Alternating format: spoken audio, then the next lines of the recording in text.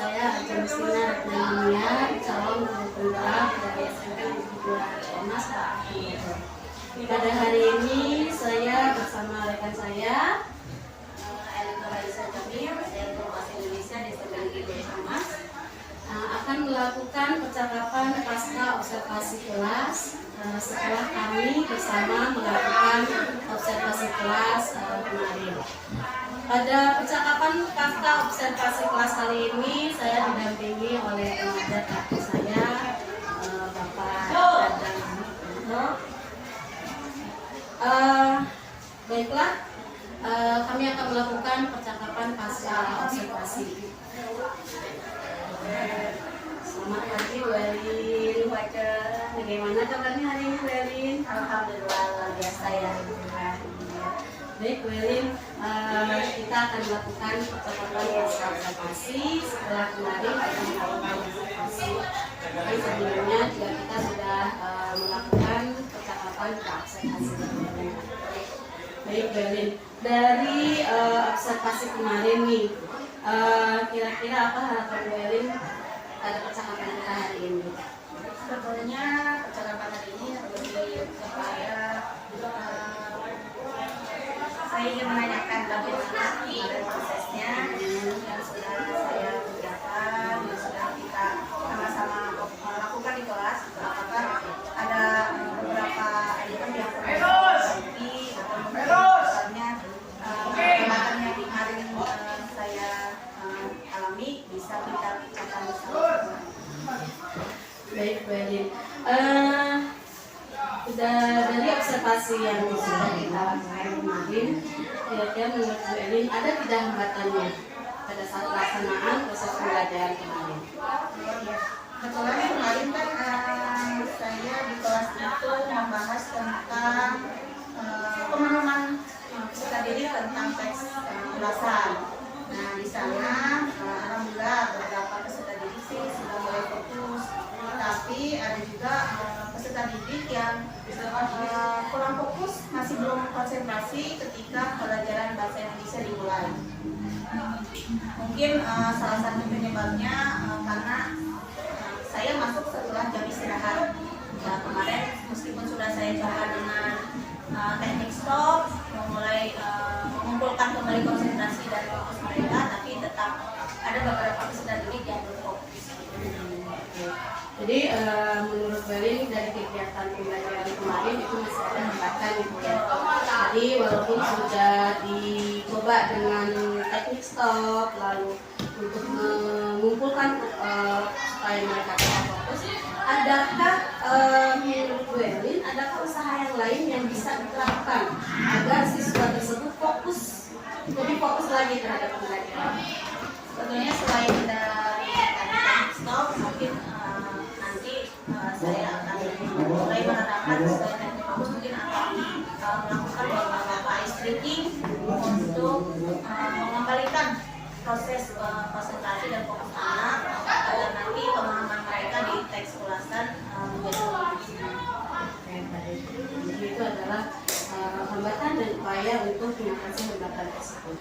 Baik, lalu berdasarkan Bu Elin dengan adanya hambatan seperti itu, lalu juga Bu Elin memberikan solusinya bagaimana mengatasi hambatan tersebut. Menurut Bu Elin sudah puas belum dengan pembelajaran kemarin? Kalau untuk pelaksanaan kemarin, karena tadi masih ada hambatan ya, masih pembelajaran kemarin sih saya rasa belum puas ya, belum maksimal saya melaksanakan, terutama untuk penguasaan kelas, saya tadi karena anak-anak yang belum bisa fokus. Kemudian pada saat melakukan diagnosis awal, ternyata hasil literasi anaknya masih kurang gitu. Literasi anak-anaknya ternyata masih kurang. Jadi mungkin nanti saya akan coba menggali lagi tingkat pemahaman literasi anak-anaknya, itu mungkin diberikan lagi latihan atau asesmen yang lain. Jadi belum puas betul ya tentang pembelajaran kemarin.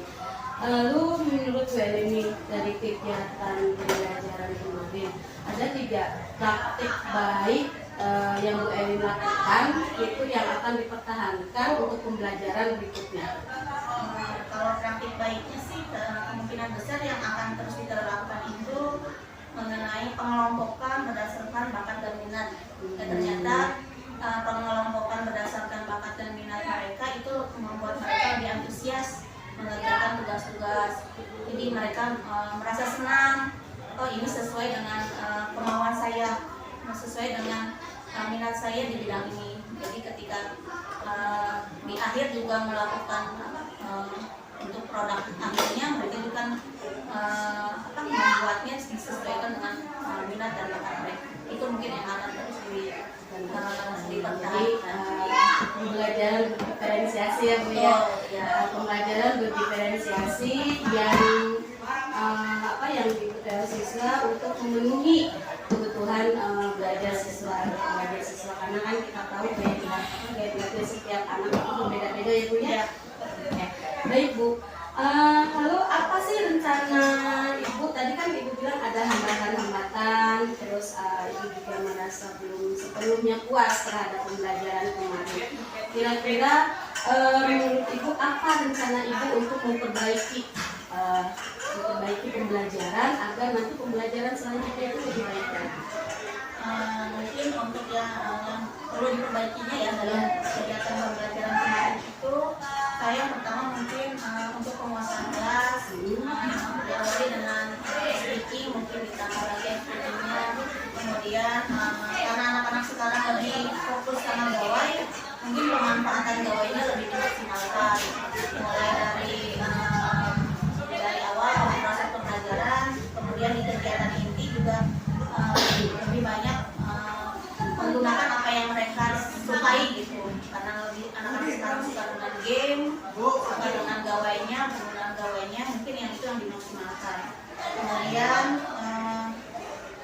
di kegiatan akhir juga kemarin kan saya melakukan penyampaian kesimpulannya itu di kelompoknya masing-masing.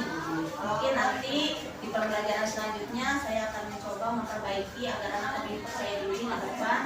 Saya akan mencoba untuk presentasinya di depan, menyampaikan kesimpulan yang mereka sudah sampaikan itu di depan teman-teman yang lain, tidak hanya di kelompoknya.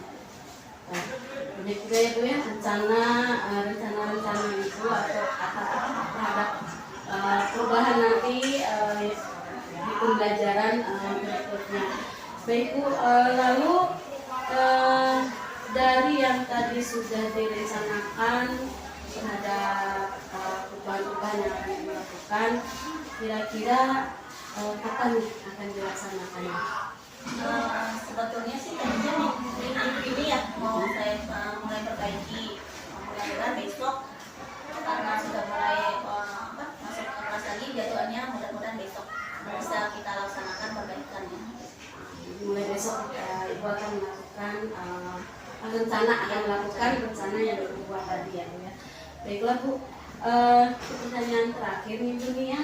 Tadi kan kita sudah ngobrol bersama diskusi pertama mengenai hambatan, lalu rencana apa yang akan Ibu ambil atau solusi dari hambatan-hambatan yang ada. Nah, kita sampai ke kesimpulan dari obrolan kita hari ini, dari percakapan kita hari ini.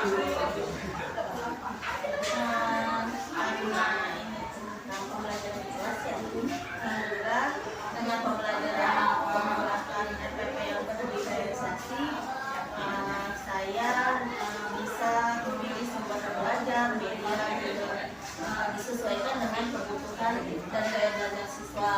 Terus dari situ kita juga bisa mengenal lebih dekat dengan anak-anak, dengan peserta didik, bahwa ternyata mereka itu punya kelebihan tersendiri ketika gaya belajarnya disesuaikan dengan bakat dan minat mereka. Jadi ada satu keunikan dari peserta didik ketika gaya belajar mereka difasilitasi oleh kita sebagai tenaga pendidikan, tenaga pendidik. Mereka ternyata bisa menciptakan sesuatu yang beda, gitu, disesuaikan dengan bakat dan minat.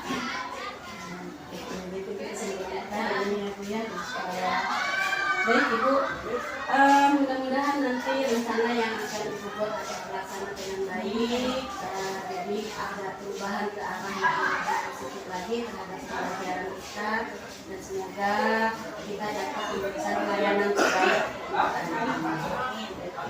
Baik, itu terima kasih atas waktunya. Semoga sukses selalu, lancar selalu, sehat selalu. Ini ada formulir yang harus karena kan tadi kita sudah ngobrol bersama, jadi ada formulir yang harus ditandatangani oleh Ibu, yaitu kesepakatan antara saya sebagai supervisor dan Ibu sebagai panitia. Insya Allah ini kesepakatan yang bisa memberikan pelayanan terbaik untuk peserta kita.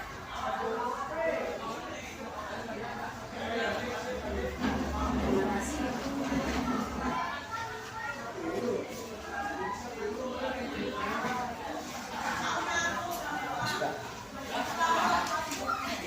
Sekian obrolan percakapan pasca observasi kita hari ini. Wabillahi taufiq wal hidayah. Wassalamualaikum warahmatullahi wabarakatuh. Waalaikumsalam warahmatullahi wabarakatuh.